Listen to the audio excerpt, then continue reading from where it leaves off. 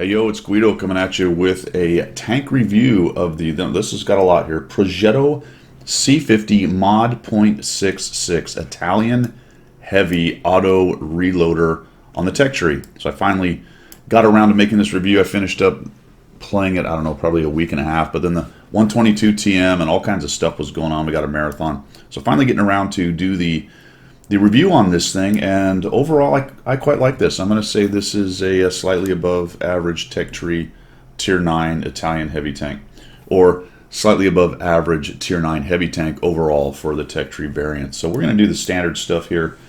For my attention span challenged friends out there, I do get comments that my reviews are a little bit long. Anyway, good news. I have good news for you. Down in the description, you will find timestamps for the various things I talk about. If you're only interested in gameplay and the final opinion, you'll find those towards the back of the review. So we'll do an overview. We'll look at the tech tree considerations. We'll look at the 3D model. We'll take a look at a comparison amongst the other tech tree tanks. My stats, how I did in it basically, my setup, and then examples of gameplay. I've got 3 examples. So if you're interested in each one of those sections, you'll find that down in the comparison. All right, fantastic. Let's start with the overview on this.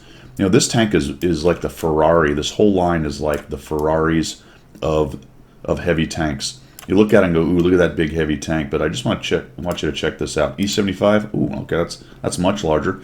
The thing about this tank, one of the things about this tank is it does have the best camo for whatever camo's worth on a heavy tank, and it's because its silhouette is so low. It is so low slung, and I looked at the 50 TP and I went, well, that's kind of a squat little compact tank. How come this thing has better camo than it? And I went, oh, it's even lower slung. Look how low slung this thing is. It's just this little svelte, speedy looking, and it is actually decently speedy. Although the big kind of clown shoe looking thing, 5120, is much faster. But anyway, good angling on the armor on the front. Not great, but decent. Relatively small turret. We'll talk about the armor values. There are some angles that can get you some troll bounces. But the turret is not fantastic. The strengths of this thing are obviously not the armor and the turret. It's the auto reloader, which we'll get to. But this is another basically napkin tank. 1966, General La Rosa wrote an article, and he outlined his vision of a tank to replace the Patton. The Italian forces, development, production would have been managed by the Italian industry. The project existed only in blueprints. Well, there you go. I wonder, and I should probably look this up, if auto reloaders were actually planned on all these tanks. If they were actually planned on all these tanks. Very interesting. It's an interesting mechanic in the game. I'm not a huge fan of the proliferation of all the auto loaders and auto reloaders, but we'll talk about what this thing has and how it helps it out. So let's take a look at the tech tree considerations for the Progetto C50 Mod 66 Italian Heavy Tier 9 tank. Auto reloader. Okay guys, considerations here. So it splits off from the P43 BIS, as you probably know. It goes to the Caro, which does not have an auto reloader. It's more of a standard one-shot heavy tank. I quite liked that. Average. Progetto 54, average to slightly above average, I thought, on that one. 4 crew members, commander, gunner, driver, loader on both these 2 tanks, and the same thing on the Progetto 66. Commander, gunner, driver, loader. Your commander has the radio skills, and that is the same through the line. So very nice. It's all very streamlined until you get to the Rhinoceronte, where you go down to 3 crew members and you lose the loader, and the loader skills jump onto the commander. I don't like that. I wish Wargaming would not do that, but there you go. It happened, and it wasn't my call. It's not my fault. I didn't do it. All right. Bart Simpson, wasn't my fault. I didn't do it. And those are really the only considerations. It does have a few more modules than the ones before. There's an extra gun up here, which I don't think I even bothered with. I went straight to the 10 for the auto reloader right there. 1 more radio. You've got 2 engines to get through, and of course you got the tracks there, and then onto the Rhinoceronte. I really recommend on Tier 9s that you unlock everything. Probably don't need that gun, actually. You can go straight through there. But unlock everything and get a good feel for the tank. You're going to be in the tank for a while anyway, probably unlocking the Rhinoceronte, unless, like I had a bunch of ×5s. I used personal reserves. Yes, personal reserves. everything I could to boost this thing, and I'll show you how many battles it took. It did not take very long to get to the tier 10, which is pretty incredible these days, how fast you can get to the tier 10. So not a bad grind. I don't have any information for you on stock grinds this time. I didn't do it. I don't do it very much anymore. I try to avoid that at all costs. It's just kind of painful. So unfortunately, I don't have any good advice for you on that, other than to get through it as fast as possible. Use your ×5s and your personal reserves right there. Pretty streamlined in the tech tree. Let's move on to the 3D model. All right, here is tanks.gg and the armor profile and layout for this tank. As you can see, straight on, not amazing, but you're talking about 200 effective. Same thing on the lower plate right there, based on this kind of straight on angle, and that's going to give your tier 8s and below trouble unless they're dabbing 2. Standard act for most heavy tanks. It's got a decent amount of front armor. You'll see that the turret is pretty decent at 255, and then you get those side plates we looked at that are angled right there, and of course you start to get more effective armor out of that. Where this thing really starts to shine though is when you do a little bit of this right here. You're using that -8 degrees of gun depression, doing some ridge poking or coming down from above. You've got some kind of cover and guys are shooting up. You really get into some very thick and auto ricochet kind of angles pretty quickly. That angled front plate right there, which is actually pretty decently angled, all you have to do is add a little bit more of depression right there, or angled up on the tank, and you get a really strong turret. This turret is actually very, very strong hold down with a little bit of angling. So back slopes, looking down, that kind of thing. Pretty decent, pretty decent. Strong side scraping capability. Remember, it was 100 millimeters of thickness on the side, 105 or whatever it was. So that's the base that it starts with, and it only gets better as it side scrapes and adds angle, right? So you look at it and go, all right, if I have 80, 70, or 80 millimeters, that's good to stop the 122 millimeter tanks from auto penning, that kind of thing, or overmatching, I guess. But when you start with 105, now you're really starting to talk some really thick kind of side scraping armor, so it's pretty decent in the side scraping role.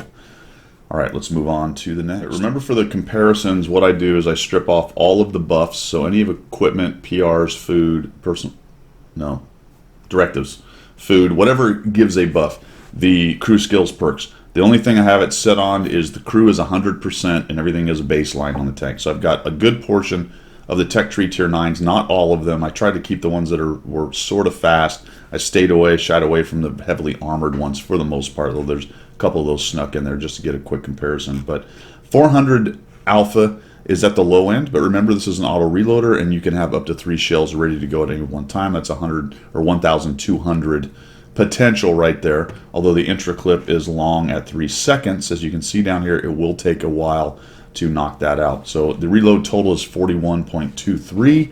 I've got 2 other auto loaders, not auto reloaders. Remember the difference here. The auto reloader can fire a shell, start reloading, and then fire a second one right away, whereas the auto loaders, you have X number of shells, 4 in the case of the 123, in the case of the ML2.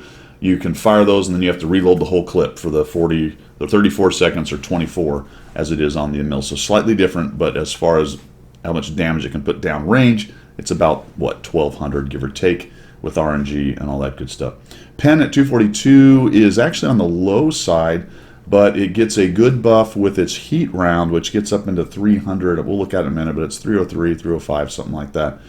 That is pretty nice. The tier 8 struggles a little bit with its pen because it has APCR and has a relatively low APCR pen. This tank then, taking on tier 10s, has enough penetration to be effective, competitive, if not amazingly so, if you dab 2. 242 though, that's kind of low as far as a standard pen goes. That's a balancing decision because you've got 3 shells sitting in the hopper, which in theory you can get all of them downrange in about, what, 9 seconds, 6 seconds or so. All right. First shell 15, 13, 12.5. Those are the times. Remember, this has a mechanic. We'll talk a little bit about it. I don't know how much use it really is in the game setting, but the idea is the closer you get to reloading that shell, if you fire the one before it, before that one's totally reloaded, you get a bonus to the reload, meaning it takes less time. A buff to the reload. And the closer you get, there's several stages of this thing, and there's a lot of beeping and crap going on.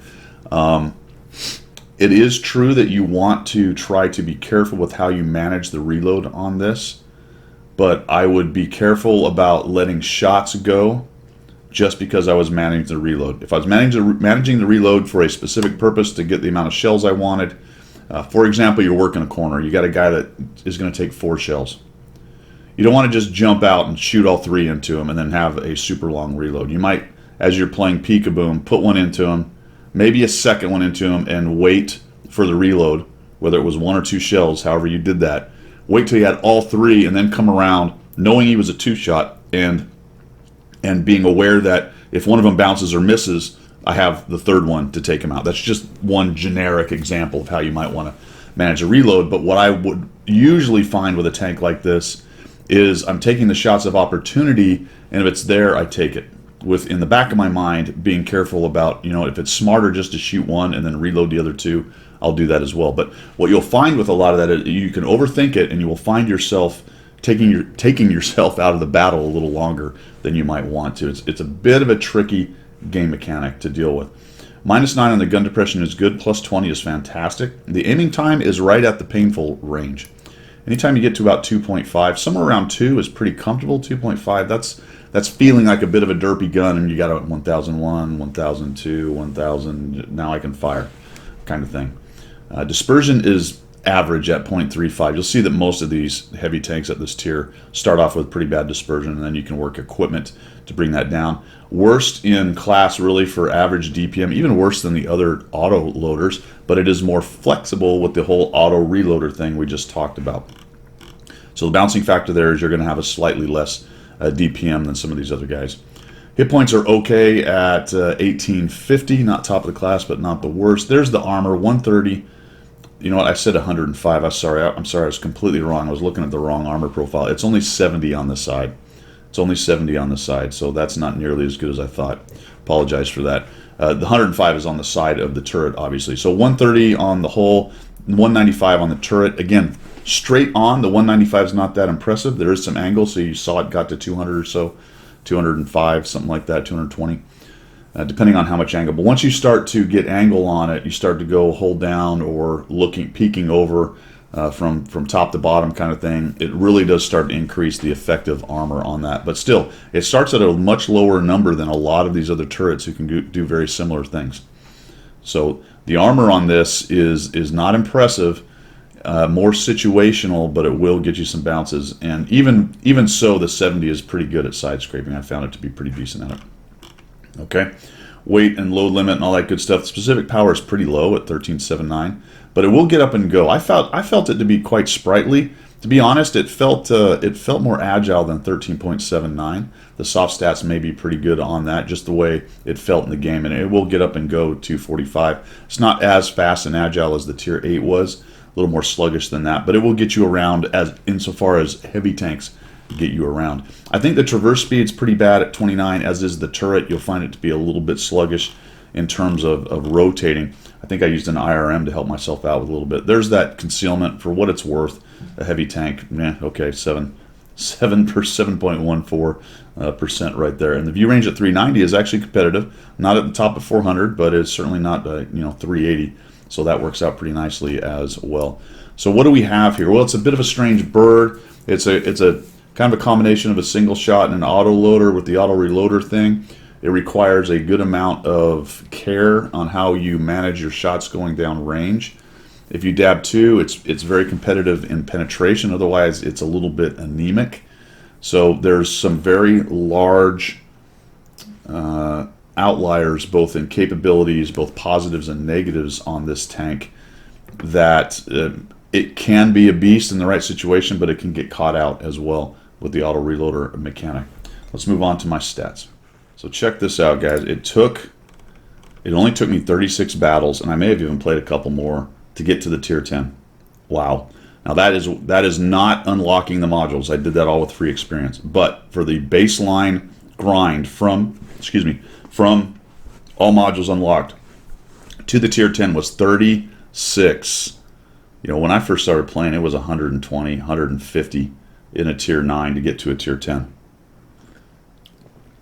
and that included some of the modules and things like that. But holy cow, I am near 1,000 average experience. I got a 53% win rate out of the thing. I'm averaging 2,178 damage, which is okay. If we look at the Emil 2, I'm at 2,300, so a little bit low.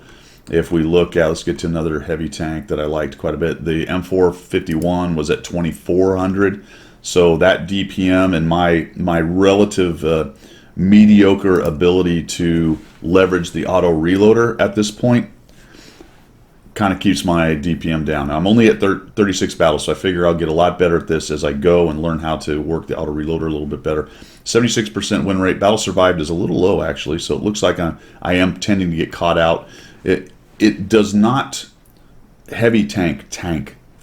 So be careful with that. You know, you're not a Malshin, you're not a 4502 Bravo. You have to be very careful. You want to be around the heavy tanks doing your heavy tank thing, but you have to be very careful about being the guy that gets out in front and starts taking the punishment, because you're not going to last. Then you're going to drop your 3 shells, and then you're going to be in a really long reload, invulnerable, and you'll end up like me with a fairly low DPM for a tier 9 and a okay but not great win rate right there. 2.09 destruction, 1.38 is low. That damage ratio needs to be much higher. Armor use efficiency is at 0.5, and that's kind of the break point where the armor is starting to kind of becoming useful, but not reliable.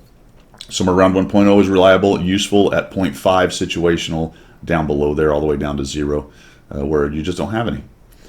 616 assistance, a little bit low right there, and I managed a 4,133 damage game. So you can see I didn't have any real big breakout game in those 36 battles. It was really a fairly even keeled tank.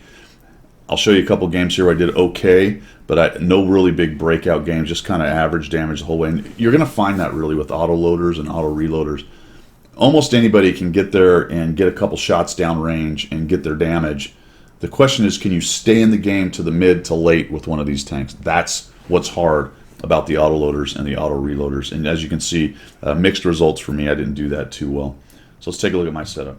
All right, I did carry 12 of the heat rounds, and it is 303 pen. So there you go, 303 pen on the heat round. I was running vents in the bonus slot, an IRM, and vert stab just to help out with that 0.35. I just feel like this is a tank that really needs its rounds to get downrange and on target, so that you can take advantage of the effect of the auto reloader and having those 3 shells right there. I had large kits. I did not do any try-hard, which I think would probably help this thing out a bit. Maybe run food, a firefighter directive if you're worried about fires. I don't know what the fire situation is with this. I don't remember getting lit on fire too much with it, but I was running an automatic fire extinguisher, so clearly a try-hard mode would bring some of these numbers down here. As I have it set up, you can see it's 2.47 on the aiming time, not a lot of help there. 0.33 on the dispersion, okay. Food will really help with both those things. And I bumped the average DPM up to 2,022 right there. This was not the crew that I ran it. I had an actually better crew than that. This is a crew that I took from another tank. That better crew moved on to the Rhinoceronte. But it's decent, and that last crew is probably 4 full skills as opposed to 3 plus 1. But we've got all the standard buffs, the snapshot, smooth ride, the things that help out with combat there, plus Brothers in Arms, always good to have on your tank to bring these other stats down. Let's take a look at 3 examples, and then we'll wrap it up. Okay, first example is here on Pilsen. I'm going to head over to the heavy brawling area. In the factories down there, you can see it's a tier 10 battle, so I'm mid-tier. That's the worst you're ever going to be in a tier 9, is mid-tier and a tier 10 with a 3 or 4, although there's only 3, and only one of them, and one of the 3 is an artillery, which is pretty nice. And I saw that and went, ooh, the E100 is the only thing I'm really that worried about. The rest of it I should be able to dab too, and have a heyday with most of this stuff. So let's go in here and we'll play heavy tank and see what this thing can do heavy tank wise. This is an 1158 experience game. I think it's actually the one that I did the best in damage wise. It's the 4,100 or so damage, I believe. But 1152 or 58 experience, class 3. So people are definitely doing well in this tank. People are absolutely doing very well in this tank. Now, this was probably a week and a half ago, so we'll see where the numbers go. But when good players like a tank, they play them, and they typically do well in them, and they drive the experience requirements up for ace tankers, that's what happened here. 1150 something for a class 3. I was blown away. When I came out of this, I went, oh, that was a really good game. That I might have a chance at ace tanker. Not so much. Not so much. So I'm trying to punch through the flat plate of the U100. I'm going to stay here and play peekaboo with this guy for a while. Oh, didn't quite let that zoom in all the way. So we're just going to try to bait this U100 here. We actually get a bounce, and excuse me. There's that angled turret. I was in the phase of learning the tank, so I wanted to see where maybe I got hit. Need more coffee. Okay. So I know the U100 is locked down right there. We're just going to kind of keep him busy. I'm thinking, you know, if I'm a tier 9 and I'm keeping a tier 10 busy, that's not all bad. Maybe I'll get a shot on the Malshin there. But I don't have any great opportunities to push right now. This is a very static fight down here for a while as everybody plays peekaboo. There's that reload. I'm sitting there waiting for that next shot. And I goof up there and kind of let that guy get a shot on me. But looks like another bounce. So very nice off that nice turret armor. He's even firing gold right there, and I get a shot in on him. Now we're waiting for that reload again. So watch as the little things kind of... hear the noises. So there's a little beep, beep, ding kind of thing. You see the little parentheses go around, not parentheses, but brackets go around it, and it's giving you an idea that as you get closer to the reload, if you fire the shell that's ready to go, then that shell will reload faster. Bottom line, that's how it works. So we're just going to have to be very careful. I'm trying to bait the C100 again. There's also a Suma right there. Taking a look at what's going over on the east side. They're pushing in, but we got a pretty good defense.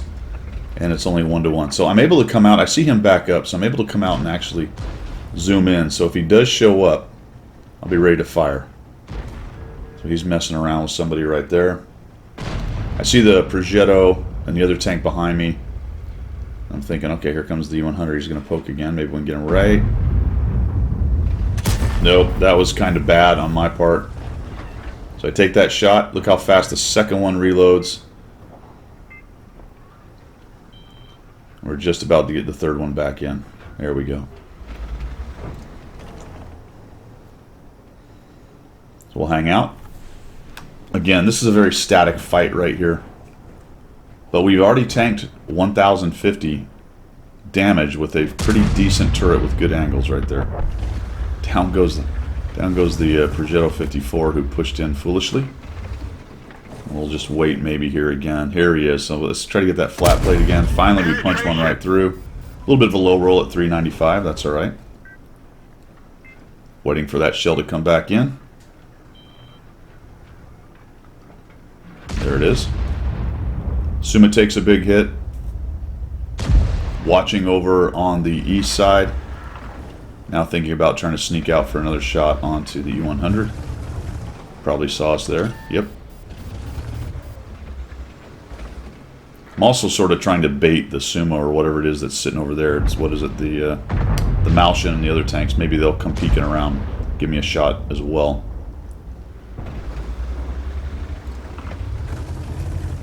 Another little peek and look at the U100.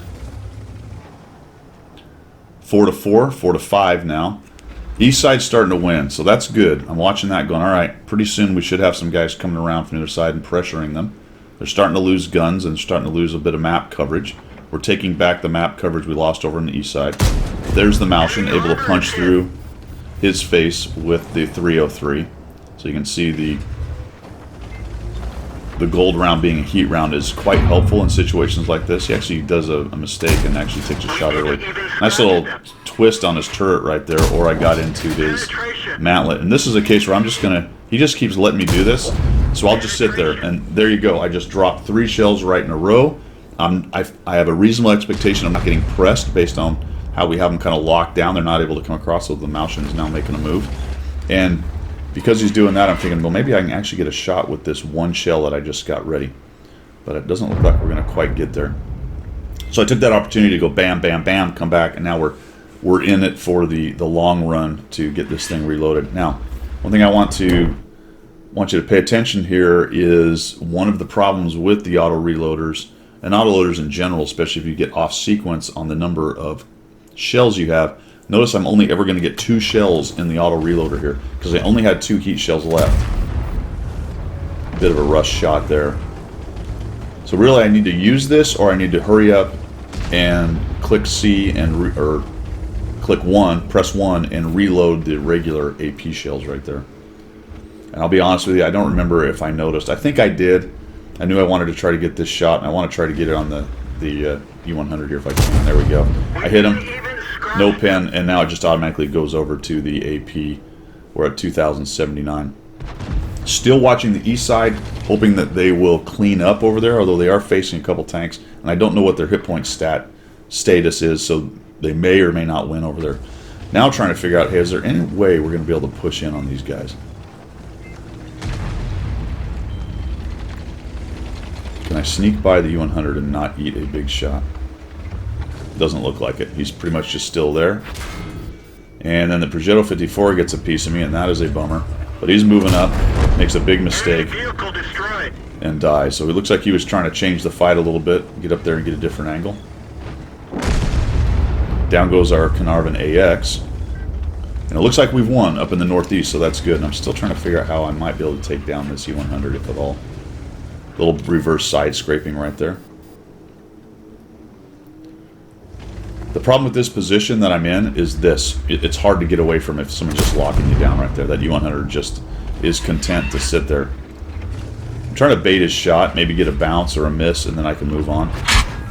Well, or he'll just pen me. So now I can leave. Mission successful. I took 729, and I can change my position. The U100 was just going to sit there and stare and lock me down, so I really wanted to change what was going on. Come around this way. Move across here.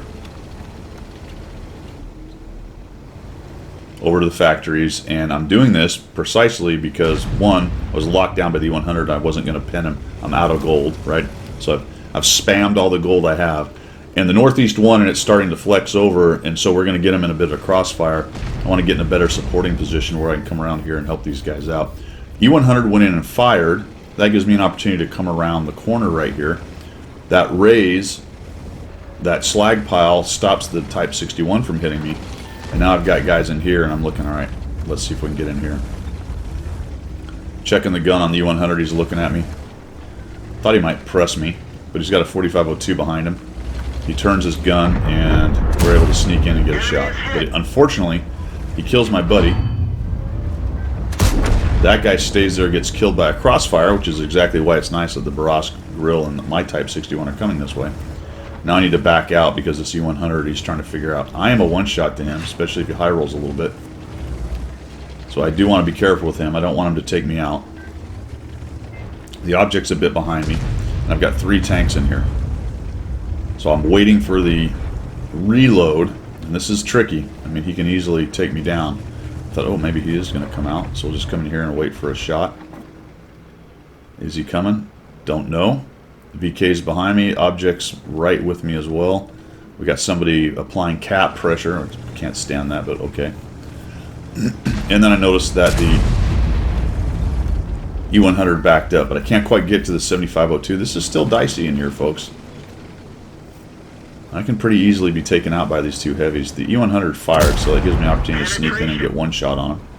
Good news is I'm not firing heat into his tracks. That's a good thing. So in that case, the AP was actually the best thing to use. 705, I like what he's doing. He's going to come in here and try to take out the 7501. That's a tier 8, so that's not the big bad. Or yeah, that's not the big bad tier 9. That's the tier 8 version of that tank. The E100, I think, has figured he's going to have to push me and try to take me out. So that's fantastic. We'll try to track him. Doesn't quite work. Oh, he missed. Fantastimundo. A little bit of a rush shot right there. I probably could have taken a better shot. In fact, I could have gone around beside him. I was a little bit worried about the grill. So now I'm just going to have to take the opportunity to back out. There's that reload thing going on. I'm like, oh yeah, wait. There you go, buddy. Thank you. Thank you for not coming. I think he used his kit, so he didn't want to come around that corner and present his front wheel and let me do that. I don't know why this guy came out like that. I wish he would have waited and it just takes me a while to get around the corner. The 100 is on a reload, and I figure I'm probably going to get around there before he can do anything about it. And he squares up, so I thought that was not a bad idea, so I'll just back out, let the 705 Alpha put a shot into his side, and then we'll come in here and try to kill him. Oops, rushed, bad shot. Again, I should have just pushed in. We didn't really know where the C52 LIS and Grill A were. Still have a 705 Alpha with me, so this guy can't fight both of us in theory. We're able to get him down, 3,716 damage. And it's one of the reasons I wanted to show you guys this. If allowed to do its thing and not get pressed, this thing really can be a bit of a beast. There were a lot of tactical problems that E100 and 705, or the 4502, whatever it is, 7501, whatever. So many of those 75 things. There were a lot of tactical problems those guys had to deal with this thing being an auto reloader, that normally if, you know, I fired my one shell, the E100 had a lot more options. But if I fire one shell and he keeps coming at me, I still have 2 more shells. That's a difficult problem, a much more difficult problem to try to crack, not to crack, than just a single shot tank. Now if I get down to one shot regime, which I kinda was, there's less thinking really on the calculus for him at that point. So it's not one, we're trying to figure out how we're gonna do this. Their grill is up, I think, up top, but I'm not sure because I don't get spotted. And then we find their artillery wandering around. Put a shot on him. Somebody else killed him, and now I'm on my reload.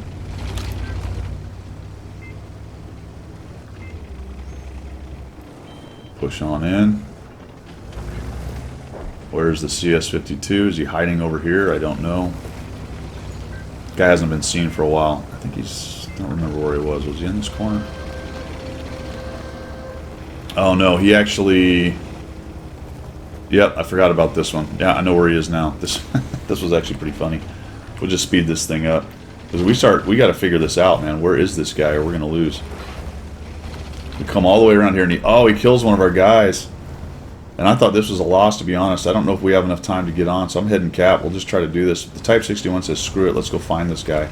And he actually finds him, so good on him. He kills him off. So we get a win out of this. 4,133, 173 assists with 2 kills. That Type 61 went crazy. He had 8 kills, so nice job on his part. So you can do the heavy tank thing. You just have to be careful with this particular tank. All right, let's go to the second example.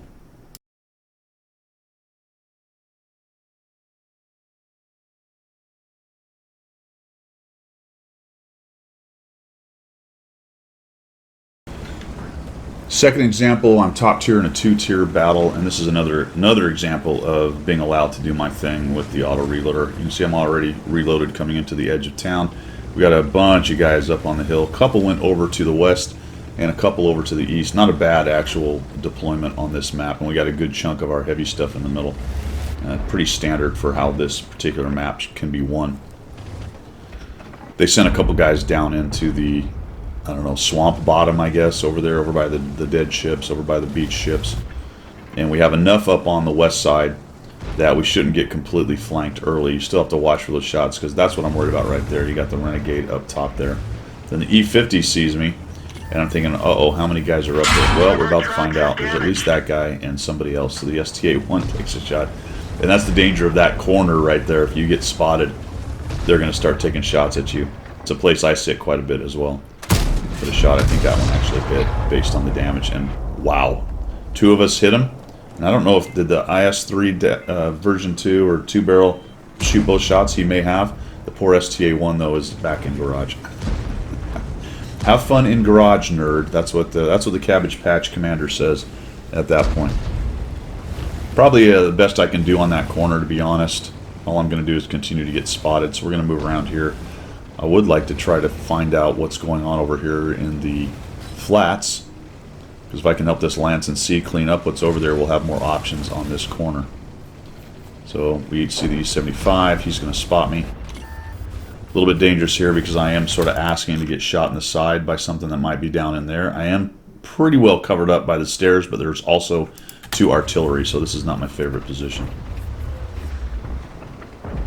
Can't really get the shot on this guy I want. Try to sneak one in, and I do. Holy cow. just got into the bottom. Now that's a Conqueror. Probably not the best idea to sit there and try to play punchy faced, and that's the thing I was worried about right there. He finds a way to get me because I drive up on the stairs. And now I'm kind of out in the open. I really don't want to be here. I need to get out of this position. The artillery is going to start doing that. The Barask has me lit. And I'm really hoping the Lancin will go in because I can help him get rid of this Barask. But he's not doing anything. So I think, you know what? Let's get out of here. This is just not a great spot. Don't shoot me in the side. Holy cow. I'll take a little poke at him as I go and get out of that crummy position. Although I think I might even eat another arty shot here. Hard to dig the guys out of there, that's for sure. The E75 goes down into that ramp. It spends most of the game down in there. So I'm just kind of waiting. Alright, what are we going to do with this group? Their Conqueror does move forward a bit. So he starts taking hits. He's actually on the other side over there, and he's taking hits from up on the hill. So that's a pretty bad mistake on his part for the exposure. And now I'm going to side scrape and try to figure out where is this E75? What is he doing? Can I maybe sneak a shot into his turret as he's driving around in this little pit down here? Yeah, see, he just comes up there and he gets somebody. That sucks. And I was hoping if I didn't get lit, I could maybe sneak around and start working on the defender. I get hit, and I got to get out of there. Another shot on that guy. There's now the Suma down there. So now there's two of them down in that pit. Let's back out of this. I noticed that the Barask is now taking on the Lancin, so maybe I can come around here and help the Lancin take that guy on. But he's behind all these hills. Where's this guy? I think he actually pushes the Lancin. I'm able to help the Lancin out. Yep, he's pushing the Lancin. I missed that. Then I see it. Back out. I've got the 3 shells. Terrible shot. Finally get one on him. He takes out the Lancin. I light him on fire. Fully zoomed in. I don't know if the fire got him or that last shot did. Looks like the fire did because 274 with the fire.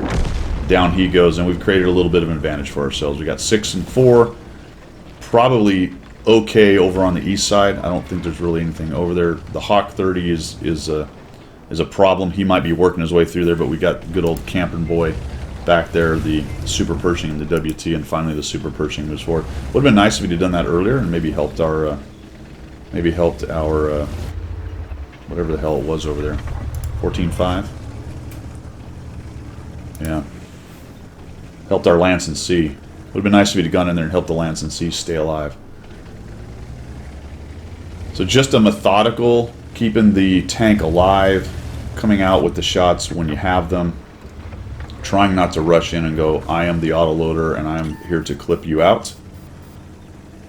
And I had a lot more success with this tank playing with this manner. It's not really my style. I like to get up and tank and try to make people miss or bounce off the armor, get in their face, push the situation.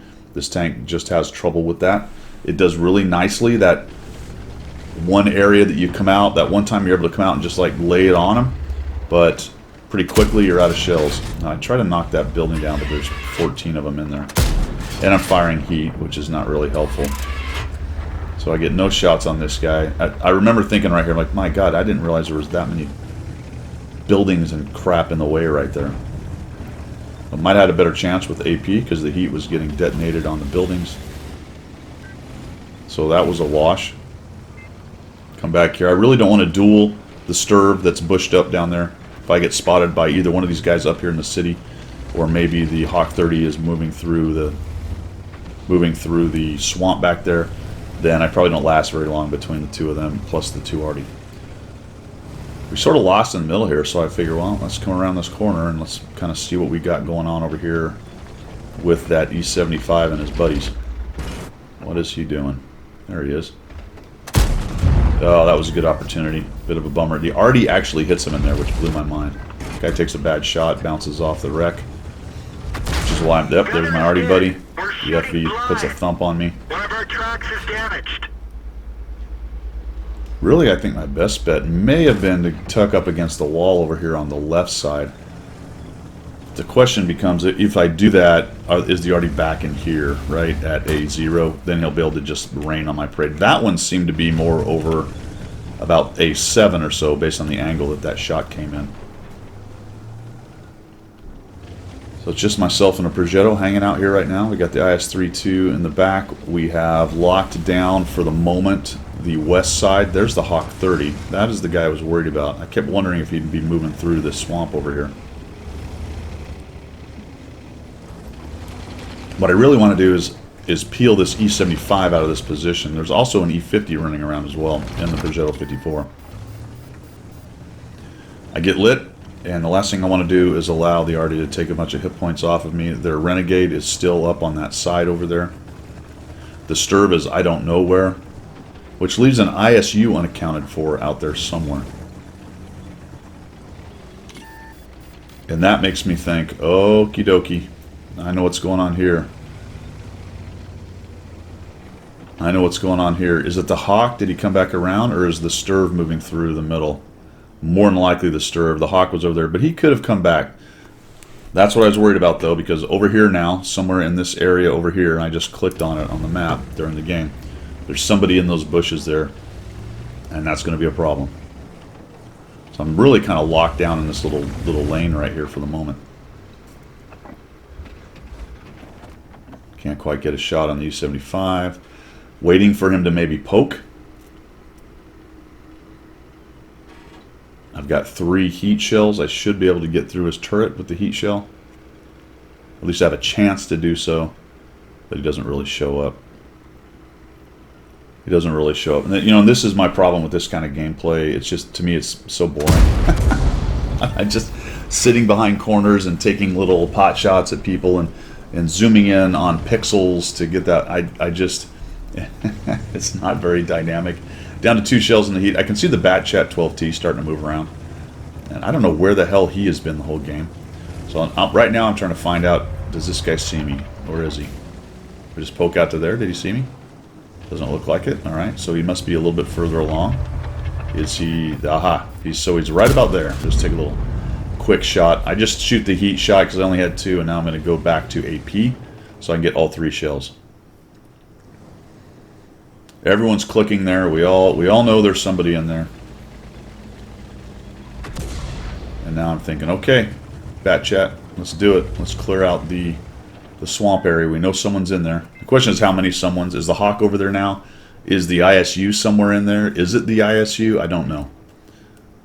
That's a good question. So we're going to come out here and let's find out again. Where exactly is he? Is he there? Yep, he's right there. Definitely right there. No, a couple blind shots.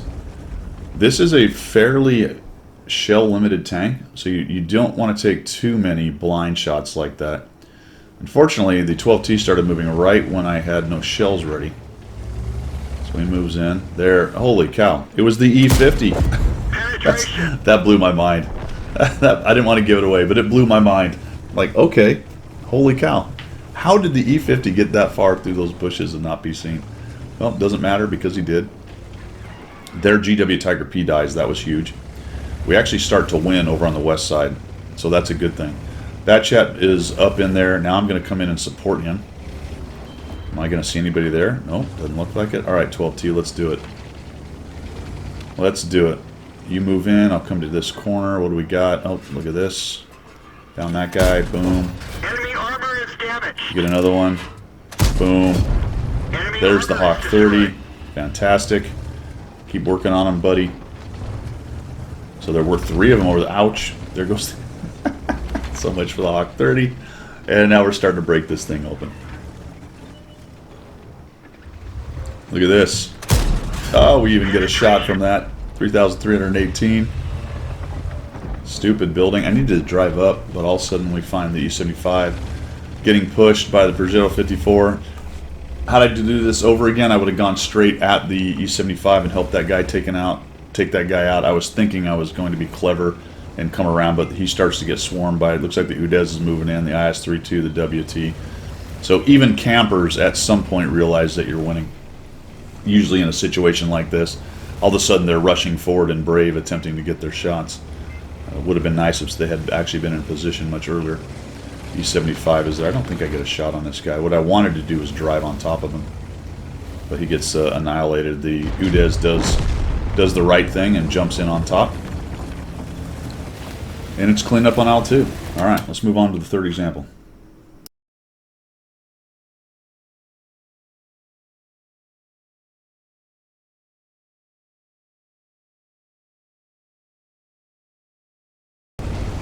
Okay, first 2 examples. Man, those took a long time, didn't they? That's why those particular kinds of games drive me a little bit crazy. We're going to have a little bit of the same thing here. We're on Tundra this time, and we got to mess around. Let's see, let's take a shot in that guy's back turret. Fantastic. Got a nice aggressive team, but they've got one too. Trying to get in here with as much beef as we can, but it looks like the press is on, and I'm liking this from the team. They're just going in at him, and I'm thinking, screw it. Let's just be the big bad here. We'll come around here. We'll kill that guy just like that. That was exciting, and now we've got dudes down here. We got an auto reloader, some decent depression. Let's have some fun, baby. Looks like we're just going to take over on this hill, and that is absolutely beautiful. What about this guy? No, he's behind a rock, so we can't hit him. There are 3 there, and imagine that. 3 of them are autoloaders or auto reloaders. That's so much fun, isn't it? A little thump on him. There's actually a 62A back there. Progetto sneaks a shot up there. This guy's making a runner. We'll hit him on the way. Armor is damaged. They're trying to get away. The T62 Alpha. Got a good turret. All right, 260. Come on, baby. I thought he was going to go. This gives me an opportunity to back off and reload a little bit.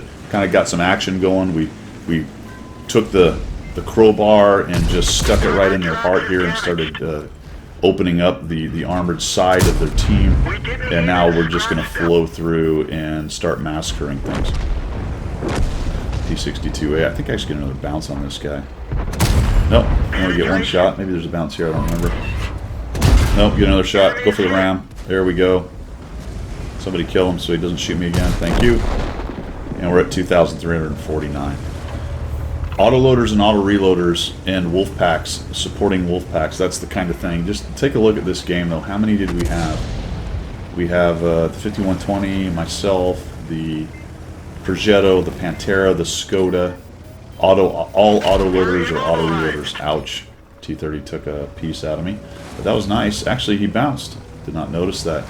So I'll take it. I'll take it. Probably just an angle bounce, vice a pure brute force. I had more armor kind of bounce. It looks like maybe he tracked me. I don't remember what happened there, but he's hold down, and they're just in big trouble. I just want to show this as the last example of just how brutal a tank like this can be, especially when it's wolf packed and supported. If I just push alone into a situation like this, or with not enough tanks, and they're able to, after I take all my shots, start brutalizing me while I'm trying to do the long reload thing, that's always a bummer. But if you're allowed to come in here and just have your way, get a little bit of time to sit back and get your reloads going, maybe while you're moving on to the next target, these tanks can be absolutely brutal. Swing around this way so we can do with this 110E3. I'm still stunned. That doesn't help. Just take the shot on the way. I really don't want to sit on that hill in case he decides to come forward after he repairs. We'll just push in here. I don't think I get any more damage here. No, he dies. Do I get... No, I don't think I get any more damage here either. No, there we go. Watch the already die. That's always fun. 3,266, 214 assists, 2 kills, and just a romple stomp. So it's a tale of two cities with this thing, man. You're either extremely careful or you get Wolfpack and you're able to leverage the damage. There you go. Let's wrap this up.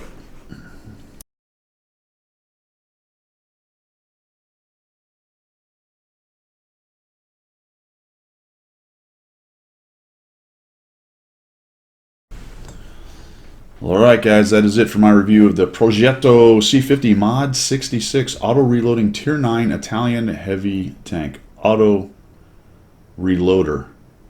Auto Reloader. Something like that. What is the bottom line? This is a slightly above average tank. People are doing really well in it. The caveat I will give you is you have to do it right.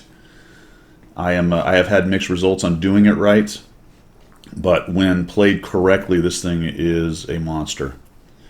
It is an absolute monster. I think it's probably my favorite of the three I've played. I haven't played the Rhinoceronte very much, just a very little bit. It is the favorite of the three I've played, but I've done probably the poorest in it so far. I mean, 53% is fine. It's a fairly low sample size. We'll see what happens when I get to 100 on it. But I do enjoy playing it. It doesn't bother me. There's nothing really glaringly bad about it. It's just that if not played correctly, you can get yourself caught out in it pretty badly and sent back to garage. You will find it is able to drop some damage, though, even before you die. Even if you manage to get killed early, you've probably already done a clip or two worth of damage just based on the mechanic of the auto reloader. So there you go. Let me know what you think down below. How's it going with your Progetto C50 Mod 66? I know the Rhinoceronte has a bad rap so far. I played it in the 7v7. I liked it quite a bit. It may be that the 7v7 is better for it than a 15v15 pub. We'll find out. But I actually kind of quite like that tank right now. So we'll see what happens after I play it for a while. But for the C50 Mod 66, a slightly above average tank that you do have to be careful with. That's all I've got. Thanks for coming by. Thanks for supporting the channel. If you're looking for other ways to do so, you will find those down in the description. Let me know what you think. That's all I've got. See ya.